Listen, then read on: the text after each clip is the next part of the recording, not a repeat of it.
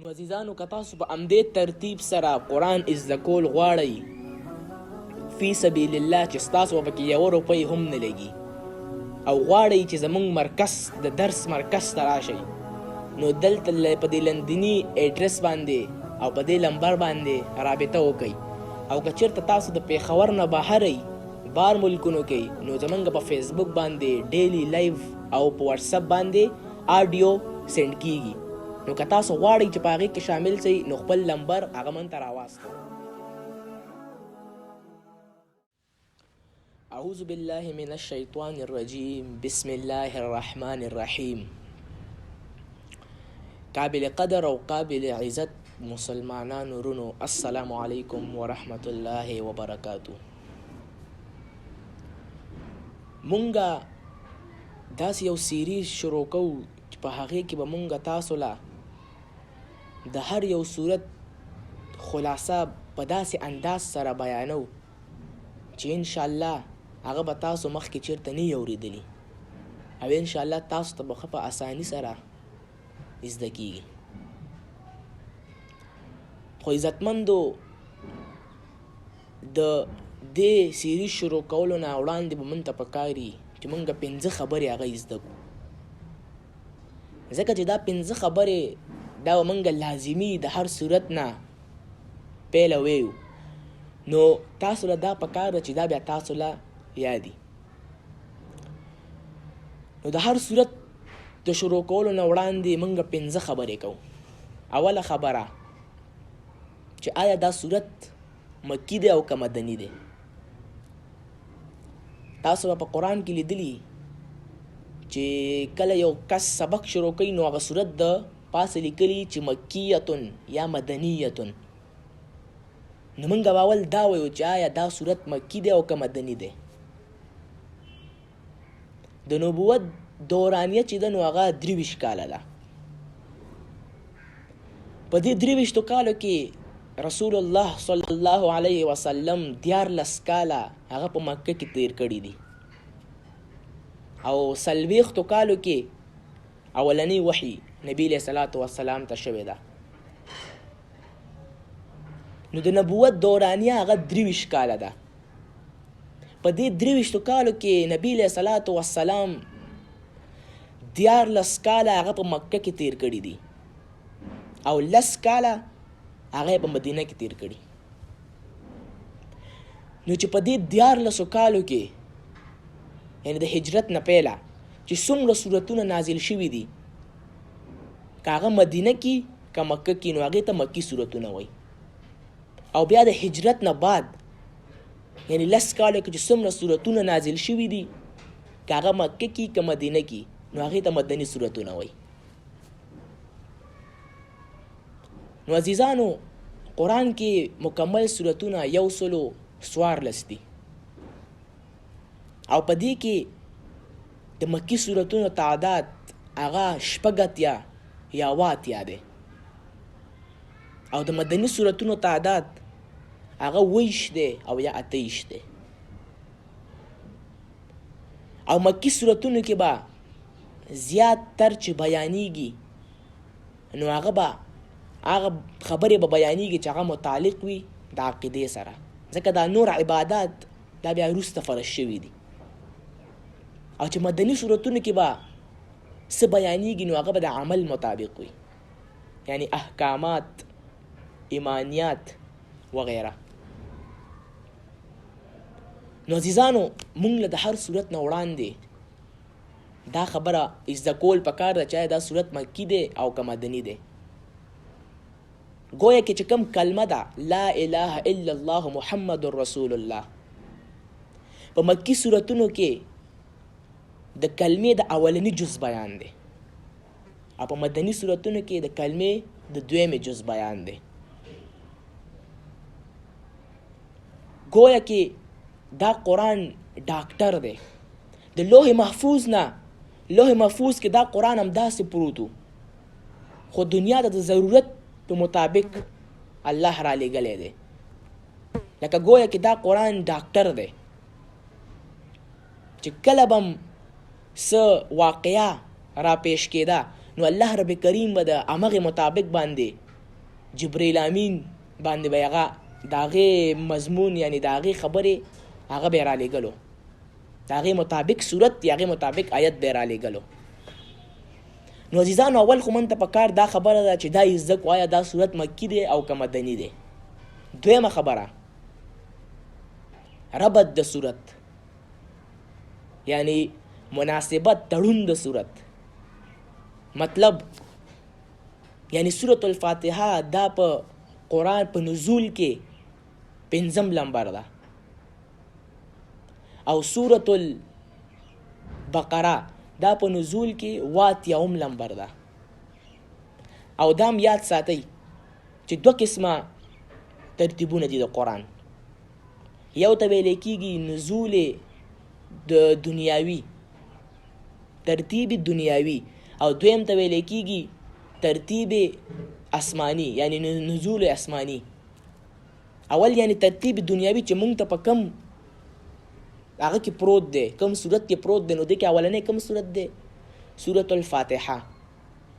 او دویم چې کم دی نو هغې ته ترتیب نزولی یعنی آسمان نه کم اول صورت راکته شوی نو هغه کم صورت دی؟ سورة العلق. نو دویمه خبره ربط د صورت. خبره مې دې پورې کوله چې سورة الفاتحه دا 5 صورت دی په نزول کې او سورة البقره دا 80 صورت دی په نزول کې. نو آیا د 5 پسې خو شپږم پکارو، 7 پکارو، 8 پکارو، 9 پکارو؟ خو نه، قرآن ولې 80 ذکر کو؟ 80 صورت ولې راوړه؟ نو موږ به هغه وجوهات ذکر کوو چې هغه کم وجوهات دي، هغه کمې داسې خبر دي چې هغې د وجې نه الله رب کریم د سورة الفاتحه پسې سورة البقره ولګوله. درېمه خبره امتیازات د صورت یعنی هغه کمې داسې خبرې دي چې هغه په سورة الفاتحه کې شته خو په بل صورت کې نشته، یا بل صورت کې شته خو په داسې انداز سره نشته. او څلورم خبره هغه د مقصد د صورت یعنی دا پورا صورت دا د کمې خبرې نه 4 پیره راتاویږي، دې کې مقصدي خبره څه شی ده. او 5م خبره اخیرنی چې کومه خبره ده هغه به موږ وایو تقسیم د صورت، چې دا صورت د مضامینو په اعتبار سره په څو حصو سره تقسیم شوی دی. دا یو څو خبرې وي د هر صورت نه مخکې یعنی د هر صورت نه وړاندې دا 5 خبرې یادول دا ضروری دي. اعوذ بالله من الشیطان الرجیم، بسم الله الرحمن الرحیم. سورة الفاتحه دا مکی صورت دی یعنی د نبی علیہ الصلوۃ والسلام په مکی دور زندگی کې نازل شوی دی. نزولا دا 5 نمبر دی او ترتیبا دا په اول نمبر باندې دی. اوله خبره خو ختمه. دویمه خبره ربط د صورت.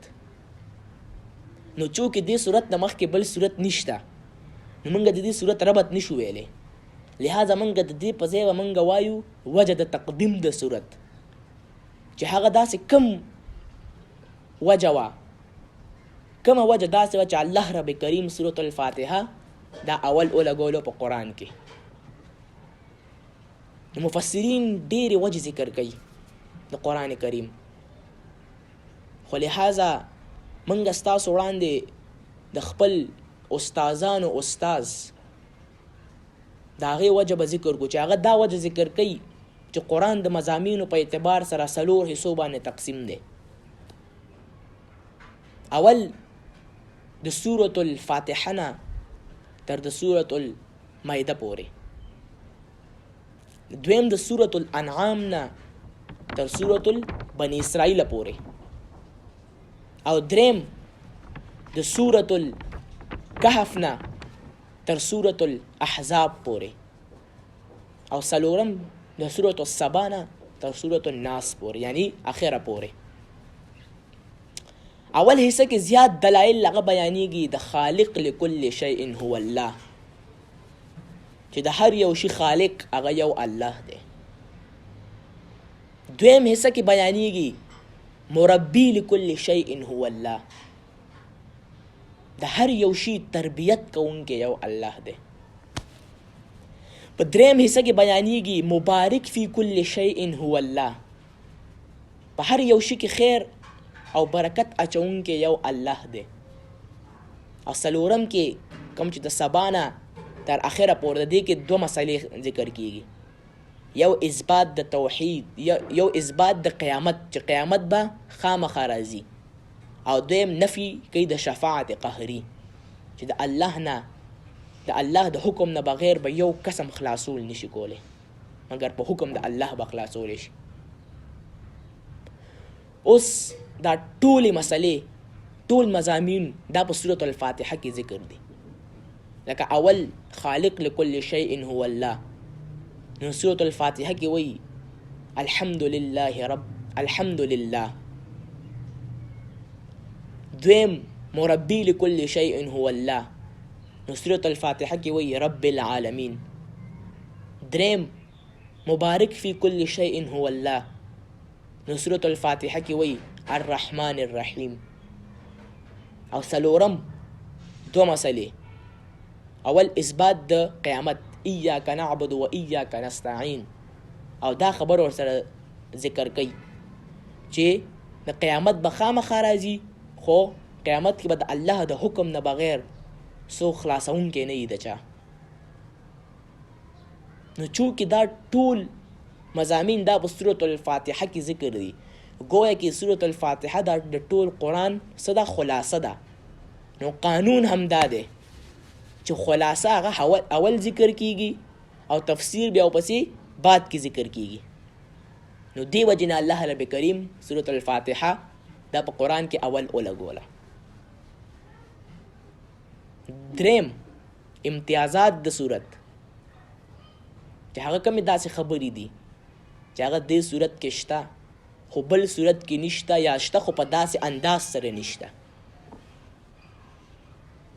اول صورت ممتاز دی چې دا وړوکی صورت دی خو جامع صورت دی، یعنی د پوره قرآن څه ده؟ خلاصه ده. دویم صورت ممتاز دی په دې خبره چې په دې کې اول آیاتونو کې د الله رب کریم 5 صفات ذکر کیږي. دریم صورت ممتاز دی په دې خبره چې دا صورت په مونځ کې ویلی کیږي. دا صورت د بل صورت د پاره کافی کیږي خو بل صورت د دې صورت د پاره نه کافی کیږي. او څلورم صورت ممتاز دی په دې خبره چې دې صورت کې د دعا طریقه ښیي، د سوال کولو طریقه ښیي. او پنځم صورت ممتاز دی په دې خبره په تقسیم د خلکو مختصراً 3 قسمه خلق ذکر کوي: مؤمن، کافر، منافق. او پنځمه خبره مقصد د صورت چې هغه کومه داسې خبره ده چې دا ټول صورت د همغې یو خبرې نه راتاویږي. نو مقصد د صورت دا دی العبادة لله وحده، چې د عبادت ټول اقسام، د عبادت ټول اجزا دا به خالص د یو الله رب کریم د پاره کولی شي. د عبادت څو اجزا دي، څو اقسام دي؟ 3: حب، خوف، رجا، یعنی مینه د خدای توب، یره د خدای توب او تمه د خدای توب. هغه عبادت به تر هغه وخته پورې کامل نه وي چې تر څو پکې دا 3 اجزا نه مکمل. چې هر عبادت کې دا 3 اجزا مکملی نو هغه عبادت علی کامل عبادت دی. نو د عبادت ټول اجزا او اقسام دا به خالص د یو الله د پاره کولی شي. او اخرنۍ خبره پنځم تقسیم د صورت. نو صورت د مضامینو په اعتبار سره په 3 حصو تقسیم دی. اول د آیت نمبر 1 نه واله تر د آیت نمبر 3 پورې په دې کې د الله رب کریم حق ذکر کیږي. د الله رب کریم 5 صفات ذکر کوي: رب، خالق، رب، رحمان، رحیم، مالک. دویم چې کومه حصہ د هغه آیت نمبر 4 ایاک نعبد و ایاک نستعین. دی کې د الله حق هم ذکر کوي او د بندیانو حق هم ذکر کوي. اول د بندیانو حق چې ایاک نعبدو، ای الله مونږ به خاص تا عبادت کوو. د بندیانو حق چې هغه به خالص د الله عبادت کوي.